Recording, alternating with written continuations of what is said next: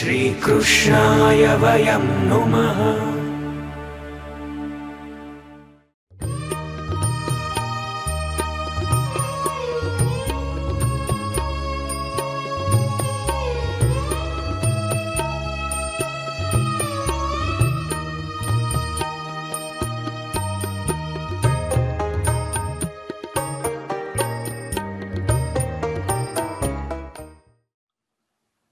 श्री कृष्णाय नमः। श्री गोपी जन वल्लभाय नमः। श्री कल्याण राय प्रभु चरण कमलेभ्यो नमः।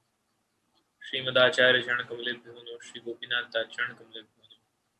श्री गोसाई जी परम दयालवे नमः। श्री रघुनाथ चरण कमलेभ्यो नमः। अथ श्री सर्वोत्तम स्तोत्रम।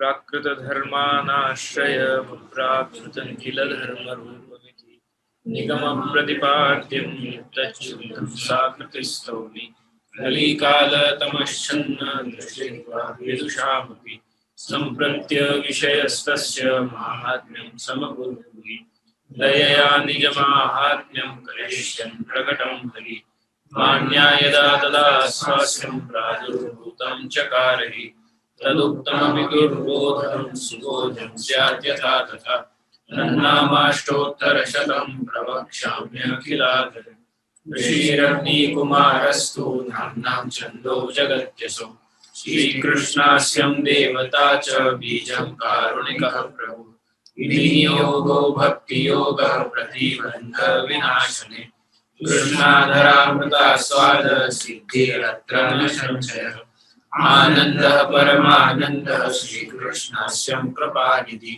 दैवोद्धार प्रयत्नात्मा स्मृतिमात्रार्तिनाशनः श्रीभागवत गूढ़ार्थ प्रकाशन परायण साकार ब्रह्मवादेक स्थापको वेद पारण मायावाद निराकर्ता सर्ववादी निरासकृत् भक्ति मार्गाब्जमार्तण्डः श्रीशुद्धाधृतदीक्षमा अंगीकृत्यैव गोपीश वल्लभे कृतमानवः अंगीकृतो समव्याधो महाकारुणिको विभुः अधेयदानदक्षश्च महोदार चरित्रवान् प्राकृतानोपलव्याज मोहितासुरमानुषः वैश्वानरो वल्लभाख्य शत्रुको हितकृत्सताम् जनशिक्षा कृते कृष्ण भक्ति कृन्निखिलेष्टद सर्वलक्षण संपन्न श्रीकृष्ण ज्ञानदो गुरु स्वानंद तुंदिल पद्म हृदायत विलोचन कृपादृष्टि संहृष्ट दास दासी प्रिय पति दोषदपाद संतुष्ट भक्त सेवित सुर सेव्यो दुराराध्यो दुर्लभी सरोध उग्र प्रतापो वाक्सीधु पुरीताशेष सेवक श्री भागवत पीयूष समुद्र मतन क्षम तत्सारभूतराशस्त्री भावपूरित विग्रह सान्निध्य मात्र दत्त श्री कृष्ण प्रेमा विमुक्ति रासलीलैकतात्पर्य कृपये तत्कथा प्रद विरहानुभवैकास सर्वत्यागोपदेशः भक्त्याचारोपदेष्टा च कर्म मार्ग प्रवर्तक यागादौ भक्ति मार्गैक साधनत्वोपदेशक पूर्णानंद पूर्णकामो वाक्पति विबुधेश्वर कृष्णनाम सहस्रस्य वक्ता भक्त परायण भक्त्याचारोपदेशार्थ नाना वाक्य निरूपक स्वार्थोजिताखिल प्राण यस्तादृशवेष्टितः स्वदासात् कृताशेष साधन सर्वशक्ति भुवि भक्ति प्रचारैक कृते स्वान्वय कृत्पिता स्वशेषापिताशेष स्वामात्म्यं स्वयापः पतिपार लौकिकैः कदानकृत् निगूढहृदयोऽनन्य भक्तेषु ज्ञापिताशय उपासनादिमार्गादि मुग्धमोहनिवारक भक्तिमार्गे सर्वमार्ग वैलक्षण्यानुभूतिकृत् प्रदक्षिणमार्गोपदेष्टा श्रीकृष्ण हार्दवे प्रदक्षिणानिकुञ्जस्थ लीलारसस्फूरितः तत्कथाचित्तचित्तस्तद्विस्मृतान्यो व्रजप्रियः प्रियव्रजस्थिति पुष्टि लीला कर्तारः प्रियः भक्तेच्छापूरकः सर्वाज्ञातलीलोति मोहः सर्वासक्तो भक्तमात्र सक्तः पतितपावन स्वयशोकान् संहृष्ट हृदयाम्भोजविष्टर यशः पीयूषलहरी प्राधिकान्यरसवर लीलामृतरसादाधिकृताखिलशरीरभृत् गोवर्धनस्थिति उत्साहस्तल्लीला प्रेमपूरितः यज्ञभोक्ता यज्ञकर्ता चतुर्वर्ग विशारद सत्यप्रतिज्ञ स्त्रीगुणातीतो नया विशारद स्वकीर्तिवर्धनस्तत्त्वसूत्रभाष्य प्रदर्शकः मायावादाख्यतुलाग्नि ब्रह्मवाद निरूपकः अप्राकृताखिलाकल्पभूषितः सहजस्मितः त्रिलोकीभूषणं भूमि भाग्यं सहजसुन्दरम् अशेषभक्तसम्प्रार्थ्य चरणाब्जरजोधनम् इत्यानन्दनिधे प्रोक्तं नाम्नामष्टोत्तरं शतम् श्रद्धा विशुद्धबुद्धिर्यः पठत्यनुदिनं जनः सततेकमनः सिद्धिमुक्तां प्राप्नोत्य संशयः तदप्राप्तो वृथा मोक्षस्तदाप्तो तद्गतार्थता अतः सर्वोत्तमं स्तोत्रं जप्यं कृष्णरसार्थिभिः इति श्रीमदाग्निकुमार सर्वोत्तम स्तोत्र। नमः श्री वल्लभाचार्यान् चरणाभ्युमखेन्दवे कलिकल्मषघातिन्नेत आचार्यवाच प्रणमामि भाष्य सुबोधिनिस्तायतराश्यास्ताः मत्स्वान्तमागत्य कृपालुतास्तां मदीयवाचां रचयन्तु भूषा।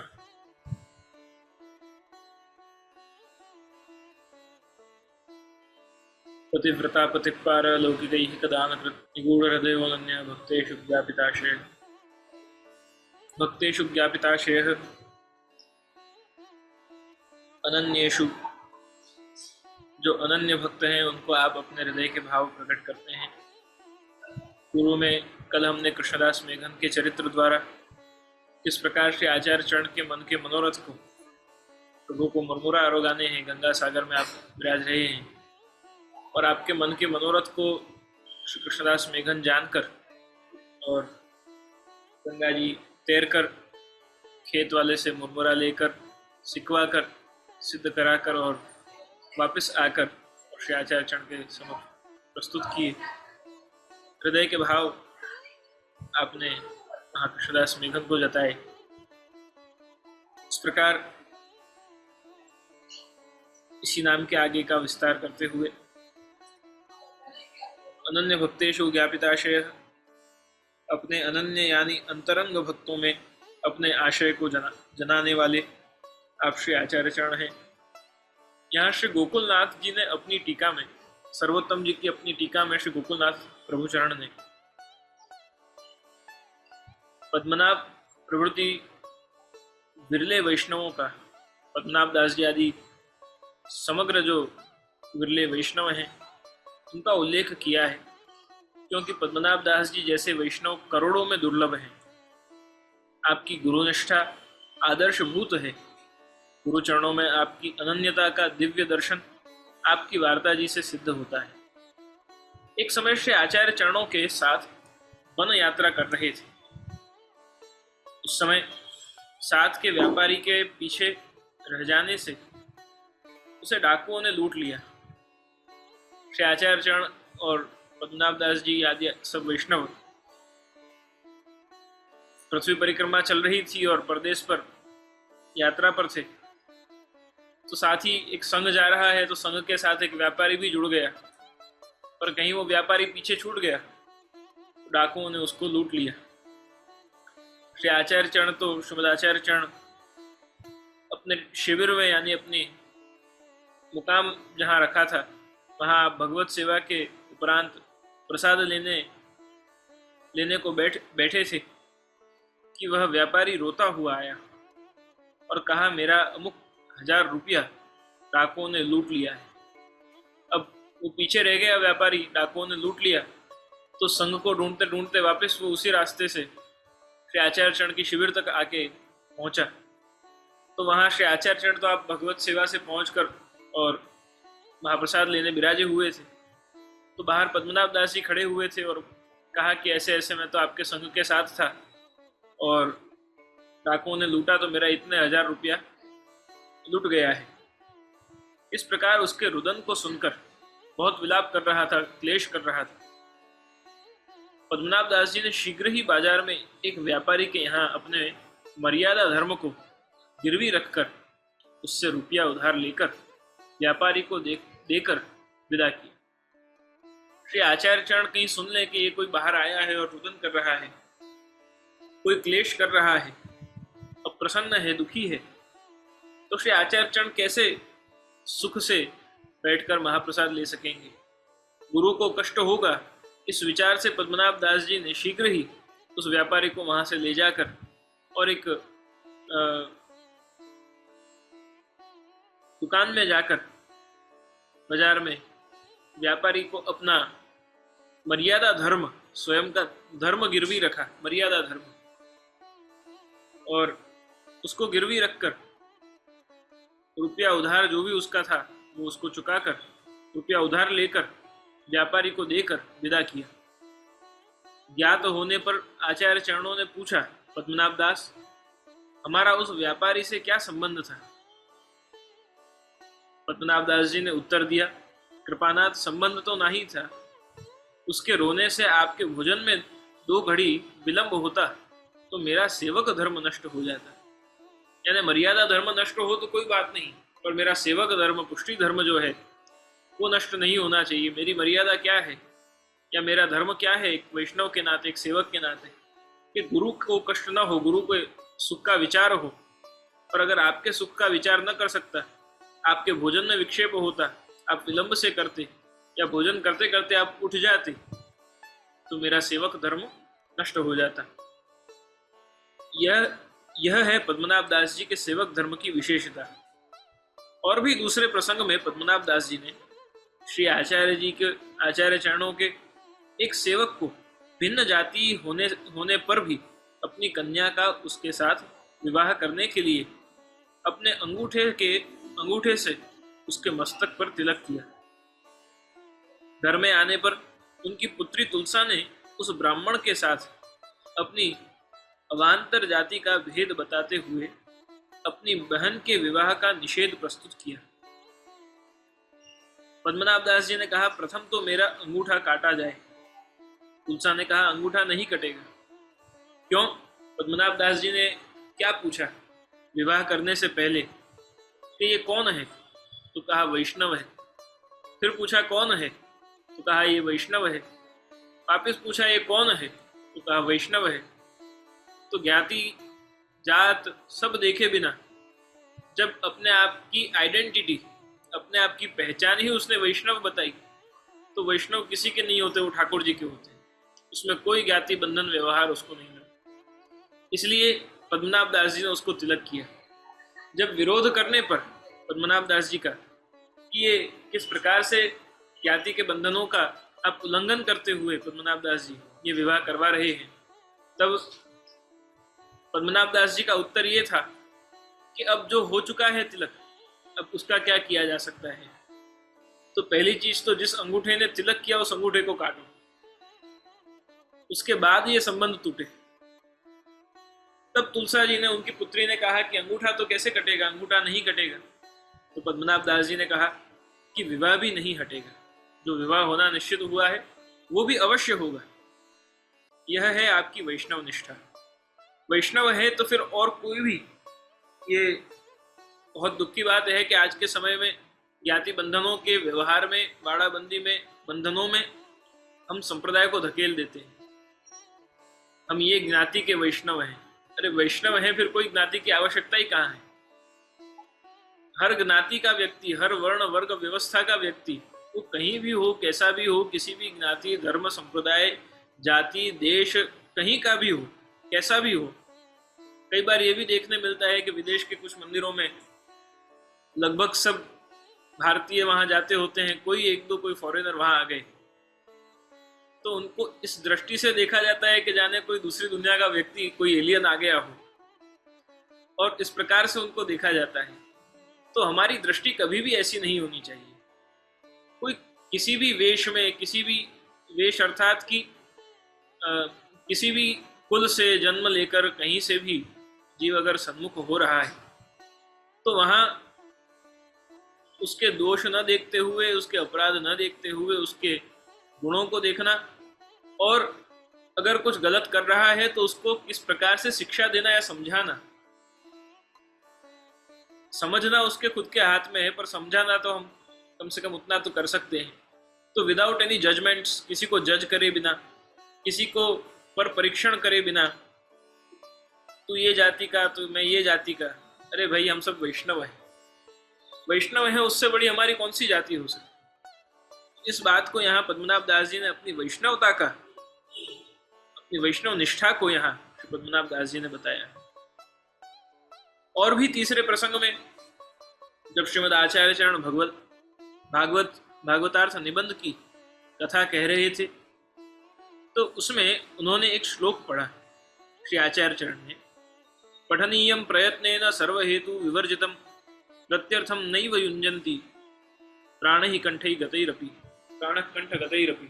श्रीमद् भागवत जी के लिए भागवतार्थ निबंध में श्री आचार्य चरण आज्ञा करते हैं कि श्रीमद् भागवत जी का कभी भी विक्रय नहीं करना चाहिए। जैसे कि पठनीयम प्रयत्नेन सर्व हेतु विवर्जितम, किसी हेतु से श्रीमद् भागवत जी का पारायण पाठ नहीं करना चाहिए। केवल श्री गोपी जन वल्लभ प्रियतान न मम, न मम मेरे लिए नहीं, पर मैं उन गोपी जन वल्लभ प्राण प्यारे ऐसे श्री ठाकुर जी का प्रिय बन जाऊं, उस हेतु से ही ये पारायण आदि का श्रीमद् भागवत जी का आश्रय लेना चाहिए, और किसी प्रकार से नहीं। वृत्त्यर्थम नहीं वही उंजीत, वृत्त्यर्थम यानी उसे अपनी वृत्ति नहीं बनाना है, उसे अपना बिजनेस नहीं बनाना है। श्रीमद् भागवत जी को, उसकी कथा को, उसके महात्म्य को, उसके स्वरूप को वृत्त्यर्थम नहीं वही उंजीत बहुत स्पष्ट आचार्य चरण आज्ञा करते हैं। आप उसके सत्संग करो, वचनामृत करो, कथा करो, परंतु भले 7 दिवसीय कथा करो, आप जो भी करो, पर वृत्त्यर्थम नहीं हो। पहले नक्की हो जाए कि भाई इतने का चेक होगा तो कथा होगी, तो वो वृत्त्यर्थम हो गई। तो ये किसी हेतु से या कुछ कमाने के लिए जब कथा होती है, तो कथा करने वाले का भी पतन करती है और कथा सुनने वाले का भी पतन करती है। तो दोनों प्रकार से यहाँ बहुत स्पष्ट आचार्य जन आज्ञा करते हैं। इसीलिए जहाँ जहाँ भी श्री महाप्रभु की रासिकाएं यानी कि बैठक जी हैं, उन सभी स्थानों पे आचार्य चरण ने भागवत जी के पारायण, कथा आदि अवश्य करी है, भागवत जी के वचनामृत आदि अवश्य करे हैं, परंतु कभी भी प्रत्यर्थम नहीं हुआ। केवल कोई सुने न सुने, कितने सुन रहे हैं कितने नहीं सुन रहे हैं, वो सब देखा नहीं है महाप्रभु जी ने। केवल और केवल स्वानंद, स्वानंद तुंदिल पद्म आपका नाम है। आप स्वयं संतोष के लिए, क्यों भाई आप गुणानुवाद क्यों कर रहे हैं, कथा क्यों कर रहे हैं, मुझे आनंद आता है, इसलिए मेरे अंदर जो भगवत लीला चलती रहे उसका एक विशेष आनंद है। भगवत चर्चा में सदा मन लगा रहे, अन्य विषयों से दूर रहे, इससे उत्तम और कोई मेरा विचार नहीं। और इसीलिए केवल भगवत गुणानुवाद करने हेतु श्रीमद् भागवत जी की कथा पारायण आदि करना चाहिए। तो वृत्त्यर्थम नैव युञ्जीत प्राणैः कंठगतैरपि, ये भी पुरुषोत्तम मास में जो कथाओं का श्रवण कर रहे हैं, जो स्वयं पारायण कर रहे हैं, उन सभी को इस बात का बहुत ध्यान रखना चाहिए कि आप श्री आचार्य चरण की कृपा से ही ये प्रसंग यहाँ निकला है आज पुरुषोत्तम मास के पहले ही दिन, तो इससे सब में थोड़ी जागृति आए तो बहुत अच्छी बात है। प्राणै कंठे गतैरपि वृत्त्यर्थम नैव युञ्जीत वृत्त्यर्थम, कभी भी भले प्राण कंठ तक आ जाएं, प्राण निकलने की दशा आ जाए और कुछ भी धन संपदा, कुछ भी नहीं, कल क्या खाएंगे, शाम को क्या भोजन करेंगे, ऐसी भी अगर किसी की हालत है, तो भी भागवत जी का विक्रय नहीं करना है। वांग्मय स्वरूप है, प्रभु का साक्षात स्वरूप है। आजकल स्वरूप में भी बिक रहे हैं, वो तो अलग चीज है, विषय बहुत डिटेल हो जाएगा उस सब चीजों का। पर काल अपना धर्म तो दिखा रहा है, हम अपना धर्म न छोड़ें, वो महाप्रभु की कृपा है। काल तो अपना धर्म दिखाएगा ही, समय अपना धर्म दिखाएगा ही। तो वृत्त्यर्थम नैव युञ्जीत प्राणैः कंठ गतैरपि, प्राण भले आकंठ आ गए हों, परंतु कभी भी वृत्त्यर्थम श्रीमद् भागवत जी का पाठ नहीं करना चाहिए। सर्व हेतु विवर्जितम रूप से ही, निष्काम भाव से ही श्रीमद् भागवत जी को पढ़ना चाहिए, पाठ करना चाहिए। वैष्णव को संपूर्ण स्वार्थमयी कामना से रहित होकर श्रीमद् भागवत जी का पठन करना चाहिए। परंतु धन के अभाव से कंठ में भी प्राण आ जाएं तो भी उदर पूर्ति के हेतु अपनी आजीविका के लिए इस भागवत जी का प्रयोग नहीं करना चाहिए। यह सुनते ही विश्वासो गुरुवाक्येषु, गुरुवाक्य में सेवक का दृढ़ विश्वास होना चाहिए। विश्वासो गुरुवाक्येषु, इस बात को चरितार्थ करते हुए पद्मनाभ दास जी ने अंजलि में जल भरकर संकल्प लिया, सत्य रूप प्रतिज्ञा ग्रहण की कि आज से किसी भी पुराण से वृत्ति नहीं कमाऊंगा, नहीं चलाऊंगा। धन न होने पर कौड़ी बेचूंगा। आपके माथे पर सेव्य स्वरूप श्री मथुरेश जी विराजे थे। कुछ भी नहीं होगा तो जो कर सकूंगा, हाथ पांव चलेंगे वहां तक। जिस प्रकार से पेट भरने के लिए, उदर भरने के लिए मैं प्रयत्नशील रहूंगा, परंतु कभी भी पुराणों का यानी भगवत स्वरूप इन ग्रंथों का, पुराणों का, वांग्मय स्वरूप का कभी भी मैं विक्रय नहीं करूंगा। पद्मनाभ दास जी स्वयं भी कथा करते थे, तो यहाँ अंजलि में जल लेकर संकल्प लिया। जब पद्मनाभ दास जी का धन व्यतीत हो गया, तब राजभोग में कुछ बेलियों यानी कि कटोरियों में छौके हुए छोले यानी चना, कुछ भी धन नहीं बचा, कोई संपदा नहीं बची। तब छौके हुए, पघारे हुए चने यहाँ पद्मनाभ दास जी ने मथुराधीश प्रभु को धराए और चना रखकर उनमें ही अनेक सामग्री की भावना कर, भाव विभोर होकर दीनता से समर्पित कर अपने प्रभु को रिझाते थे। कल के सत्संग में ही हमने चर्चा करी कि मिश्री भोग वाले मिश्री को उस भाव से धरावें, सूखा मेवा धराते हो तो सूखा मेवा वो भाव से धरावें, नागरी धराते हो तो नागरी वो भाव से धरावें। ये पद्मनाभ दास जी का ही, उनकी कहानी से ही ये धरना है कि किस प्रकार से पद्मनाभ दास जी आपने छोला धराया और उसमें ठाकुर जी को सब सामग्री का स्वाद आ गया।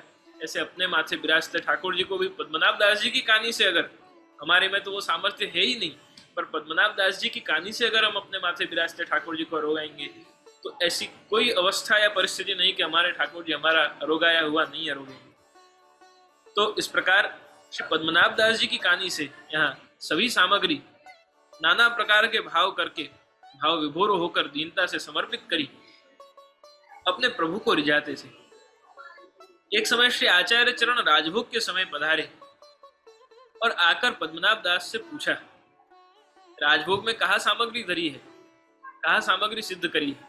पद्मनाभ दास जी से प्रश्न किया। वैष्णव ने जाकर आचार्य चरण के कहा कि ये तो रोज एक ही चीज ठाकुर जी को धरा रहे हैं, छोला ही धरा रहे हैं। श्री आचार्य चरण पधारे कि कहा बात है पद्मनाभ दास, आज ठाकुर जी को कहा सामग्री सिद्ध करी है? तब तो पद्मनाभ दास जी ने नेत्रों में जल भरकर भावमयी दृष्टि से, भावमयी दशा में उन छोलों की बेलियों की तरफ उंगली करते हुए प्रार्थना की। एक एक कटोरियों में, एक एक दोनों में वहां पद्मनाभ दास जी इशारा करते जा रहे हैं उंगली से कि कृपानाथ, यह शिखरण है, यह रबड़ी है, यह दाल है, यह कढ़ी है, यह भात है, इत्यादि सभी सामग्रियों के एक एक नाम लेते जावें और एक एक दोने की तरफ, एक एक कटोरियों की तरफ चना की इशारा करते जावें। पुष्टि मार्ग तो केवल भाव का ही मार्ग है, यह बात तो विदित ही है। कहा भी है, भावम भुक्ते जनार्दन, यानी जनार्दन प्रभु भगवान भाव के ही भूखे हैं, भाव का ही भोजन करते हैं। श्री कृष्ण पुष्टि मार्ग में सामग्री स्थित भाव का ही तो भोग करते हैं। हम जो भी सामग्री धराते हैं उनमें विभिन्न प्रकार के ब्रज भक्तों के, ब्रजांगनाओं आदि के, सभी के कोई न कोई लीला संबंधी भाव हैं, और वो भाव युक्त सामग्री ही तो श्री ठाकुर जी अरोगते हैं। तो इस प्रकार पद्मनाभ दास की इस भाव विभोर दशा को देखकर श्रीमद आचार्य चरणों का हृदय भराया और विचार करने लगे कि धन के न होने के कारण पद्मनाभ दास ऐसा भाव कर रहे हैं, और कहा, पद्मनाभ दास, तुम सरीखे तुम ही हो। श्री महाप्रभु का ये कहना कितनी बड़ी बात है कि पद्मनाभ दास तुम सरीखे तो तुम ही हो, तुम्हारा जैसा कोई विकल्प नहीं या कोई और हो नहीं सकता। ऐसा भाव, ऐसी भाव दशा केवल श्री पद्मनाभ दास जी की है। संप्रदाय में यह भी बात प्रचलित है कि एक समय जब श्री गिरधर जी ने 1.25 लाख रुपया का 56 भोग श्रीनाथ जी को रोगाया और श्रीनाथ जी के कपोल पर हाथ रखकर आपसे पूछा कि बाबा सामग्री कैसी भई। यहाँ जब श्री मथुराधीश प्रभु, यहाँ श्रीनाथ जी का वर्णन है, ये भी सांकेतिक प्रकार है कि श्री मथुराधीश प्रभु का यहाँ वैसे वर्णन प्राप्त होता है कुछ प्रसंगों में, कुछ ग्रंथों में, कि यहाँ 7 स्वरूप मनोरथ किया श्री गिरधर जी ने, श्री गोसाई जी के ज्येष्ठात्मज गिरधर जी ने, और उस 7 स्वरूप मनोरथ में सभी स्वरूप पधारे। तो 56 भोग हो गया, मनोरथ हो गया, आरती हो गई। तब वापस पधराते समय जब झांपी जी में पौढ़ाए तब प्रश्न किया श्री गिरधर जी ने कि कृपानाथ सब सामग्री हरोगी, सब सामग्री सिद्ध भई, मनोरथ गयो, आप सुखे न रहोगे कि नहीं। यहाँ वर्णन प्राप्त, यहाँ लिखा है कि श्री गिरधर जी ने श्री जी के कपोल पर हाथ रखकर पूछा, यानी श्री मथुराधीश प्रभु और श्री जी में कोई भेद नहीं है। पहली बात तो यह हमें समझनी चाहिए कि कोई भी स्वरूप हो, 7 स्वरूप, कोई भी निधि स्वरूप हो, कोई भी हमारे माथे विराजते सेव्य स्वरूप हो, किसी भी वैष्णव के स्वरूप हो, सभी स्वरूप श्री जी के ही स्वरूप हैं। ये भाव सर्वप्रथम रखना चाहिए। सब में श्री जी के दर्शन जिस दिन होने लगे उस दिन हमारी वैष्णवता फलीभूत हुई, ये भाव हृदय में आएगा। तो श्री जी के यानी कि मथुराधीश प्रभु के कपोल पर श्री गिरधर जी ने हाथ रखकर और प्रश्न किया, पूछा बाबा सामग्री कैसी भई। तो श्रीनाथ जी ने उत्तर दिया, सामग्री तो उत्तम है, परंतु पद्मनाभ दास के छोला जैसो स्वाद नहीं।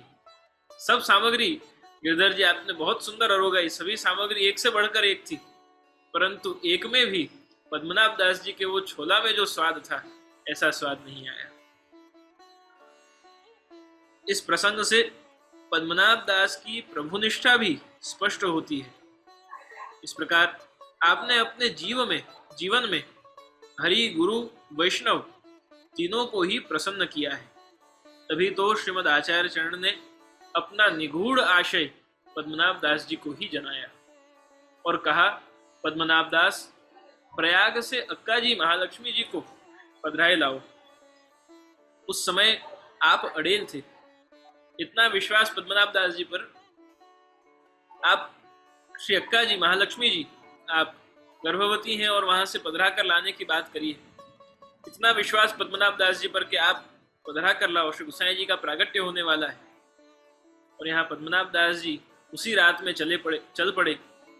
उस समय भगवान स्वयं एक बालक के रूप में नाविक बन के और पद्मनाभ दास जी अक्का जी को पधरा लाए। उसी रात श्री विट्ठलनाथ जी श्री गोसाई जी गर्भ में पधारे। इस रहस्य को श्रीमद आचार्य चरण ने पद्मनाभ दास को ही जनाया और किसी को नहीं। और साथ के सभी वैष्णव न जान सके, पर पद्मनाभ दास जी को ये बात विदित हो गई। अतः यह उचित ही है कि आप अनन्य भक्तों को ही अपना आशय जनाते हैं। ऐसे अनन्य भक्त, ऐसे भगवदनिष्ठ, गुरुनिष्ठ, वैष्णवनिष्ठ जो भक्त हैं, जो वैष्णव हैं, उनको आप जो स्वयं के हैं, जैसे नाम में भी कहा अनन्य भक्तेषु, जो आपके अनन्य भक्त हैं, अनन्यश्चिन्तयन्तो माम ये जनाः पर्युपासते तेषां नित्यानभियुक्तानां योगक्षेमं वहाम्यहम्। फिर वो छोला भी धरे तो भी ठाकुर जी को तो उसमें सुख ही है, और उनके वैष्णव के सुख का विचार भी ठाकुर जी उसी प्रकार करते हैं। ऐसे ये वैष्णव कभी भी किसी भी परिस्थिति में, यहाँ फिर भले ही बहुत अच्छी आजीविका होते हुए जब ऐसा दिन आ जाए कि जब कुछ भी नहीं है, तब भी वो ये कभी भी मन में विचार न लाते हुए कि ठाकुर जी ने ऐसा कैसा किया मेरे साथ, मैंने इतनी सेवा करी, इतने लाड लड़ाए, ऐसे ऐसे नंद महोत्सव करे, ऐसे ऐसे मनोरथ करे, और ठाकुर जी ने मुझे, मेरा जो भी धन था वो सब पूरा हो गया। अगर ऐसा विचार आ गया तो उसे निष्ठा नहीं कहते, उसे अनन्य भाव नहीं कहते। यहाँ तो जिनमें निष्ठा होनी थी उनमें दोष का दर्शन प्रारंभ हो गया। तो ऐसी निष्ठा काम की नहीं। कैसी भी परिस्थिति हो, कितना ही सुख के शिखर पर हम हो, और चाहे कितने ही हम भौतिक दुख में पड़े हुए हों, परंतु हमारी निष्ठा डगमग न हो, हमारा विश्वास डगमगाए नहीं, हमारी अनन्यता वो अडिग रहे, तभी जाकर ऐसी अनन्यता और ऐसे श्री आचार्य चरण के हृदय के निगूढ़ भावों को, आपके मार्ग के सिद्धांतों को और आपकी मार्ग की मर्यादा को, परिपाटी को हम जीवन में आत्मसात कर सकेंगे। इसी नाम के संदर्भ में कल और आगे विस्तार करेंगे। अन्य और भी प्रसंग इस संदर्भ के हैं, उनको कल के सत्संग में आगे चिंतन करते हुए अनन्य भक्तेषु ज्ञापिताशयः, अपने हृदय के भाव कैसे कैसे अद्भुत विरले वैष्णवों को उनके हृदय में श्री आचार्य चरण अपने हृदय के भाव प्रकट करते हैं, जताते हैं। ऐसे वैष्णव के चरित्रों का चिंतन करते हुए भगवान को कैसे जाना जा सकता है, तो उनके भक्त की विलक्षणताओं से ही भगवान का भी परिचय होता है। कुंती स्तुत्य प्रसन्नात्मा, कुंती जी ने जिनकी अद्भुत स्तुति की, ऐसे भगवान। भीष्म मुक्ति प्रदह, जिन्होंने भीष्म को मुक्ति दी, ऐसे भगवान। यशोदा नंदनो नंदी, यानी जो यशोदा जी के नंदन हैं, ऐसे भगवान। यानी जो भक्त हैं उनसे भगवान की पहचान होती है। तो जैसे एक पिता के लिए जब तक पुत्र पिता के नाम से पहचाना जाए तब तक तो ठीक है, पर जब पुत्र के नाम से पिता पहचाना जाए तब पिता ज्यादा प्रसन्न होते हैं। उसी प्रकार से जब जीवात्मा यानी कि जीव के भक्त के नाम से जब भगवान पहचाने जाए तब प्रभु को विशेष प्रसन्नता होती है। तो ऐसे ऐसे विलक्षण वैष्णव श्री आचार्य चरण के हुए कि ये वैष्णवजन अपने जीवन को इतना उच्च कोटि पर ले गए कि आज उनके स्वरूप से, उनके जीवन से, उनके चरित्रों से श्री आचार्य चरण का परिचय होता है कि आपका स्वरूप कितना विलक्षण होगा।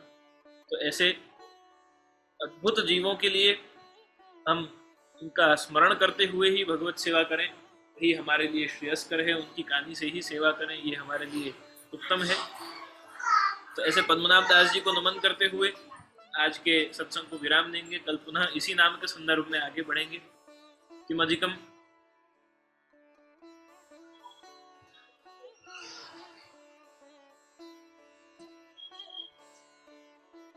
एक बहुत सुंदर पद है, और न को तो और भरोसो, हमको तो आस तिहारी, गोवर्धन गिरधारी।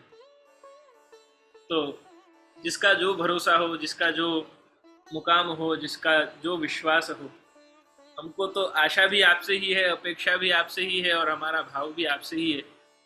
तो गोवर्धन गिरधारी के चरणों में ही सदा चित्त लगा रहे, ऐसे भाव से। दृढ़ेन चरणन केरो भरोसो, दृढ़ेन चरणन केरो, श्री वल्लभ नख चंद्र छटा बिन, सब जग माज अंधेरो भरोसो, दृढ़ेन चरणन केरो, साधन और नहीं आकली में, जासो होत ही वे,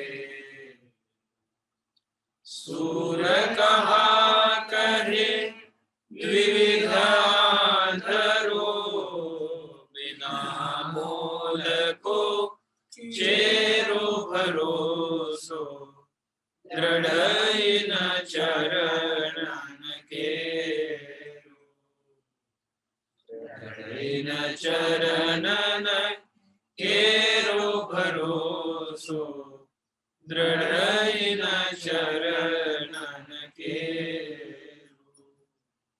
श्री वल्लभ जी की जय, श्री साईं जी परम दयाल की, श्री अदुनाथ जी महाराज।